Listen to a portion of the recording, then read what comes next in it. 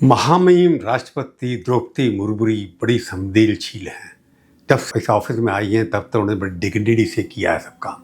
उनके प्रति कोई भी कंट्रोवर्सी आज तक नहीं हुई और उन्होंने अपने पद का बड़ा सम्मान रखा है, पद को बढ़ाया, शोभा बढ़ाई है उसकी। परंतु उनके कल भाषण जो उनके 26 जनवरी पर दिया उसके ऊपर कंट्रोवर्सी हो गई और जाति में जाति प्रथा ढूंढने के लिए जिनकी आदत है उन्होंने उनकी स्पीच के अंदर भी एक खामी निकाल ली। उनकी स्पीच में जो उन्होंने भाषण दिया, जो उन्होंने ट्विटर के माध्यम से सोशल मीडिया पर पोस्ट किया, उसके अंदर एक चीज़ इंटरेस्टिंग है जो लोगों ने पॉइंट आउट की। मेरी सरकार दलितों, पिछड़ों, वंचितों, जनजातीय समाज सभी के लिए पूरी संवेदनशीलता से काम कर रही है। सबका साथ, सबका विकास। इसके अंदर वो जब छोड़ गई कि बाकी जातियों के बारे में क्यों नहीं लिखा, कि राष्ट्रपति के भाषण के अंदर कभी भी इस तरह का नहीं होता कि किसी एक कास्ट को छोड़ करके आप उसके भाषण करें। तो मैं देख रहा हूँ कि इसके अंदर रिएक्शन भी शुरू हुआ।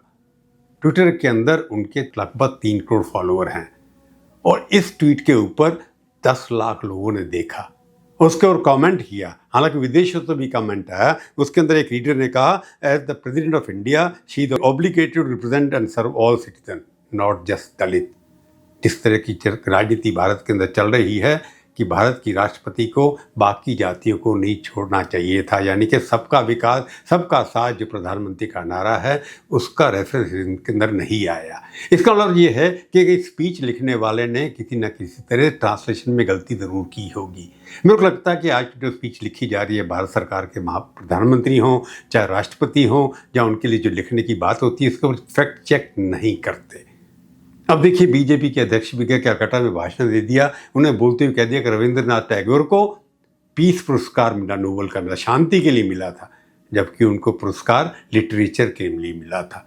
उन्होंने जो लिखा था उपन्यास उसके ऊपर मिला था। मैं कह सकता हूं जिस कवि गुरु ने इस राज्य को ही नहीं पूरे देश को शिक्षा की नई पद्धति दी, जिसके लिए नोबेल शांति पुरस्कार दिया गया, वैसे आज रविंद्रनाथ ठाकुर जी को भी स्मरण कर रहा हूं। इस तरह कई बार प्रधानमंत्री के भाषण में भी छोटी छोटी गलतियां हो जाती हैं। तो मेरे को लगता है सरकार का जो सारा का सारा सिस्टम है उसके ट्रांसलेशन करने वाले जो लोग हैं, जो लिखने वाले हैं, उनको या तो हिस्ट्री का पता नहीं है या वो अपना काम पूरी क्षमता के साथ नहीं करते, जिससे किसी न किसी से कंट्रोवर्सी खड़ी हो जाती है।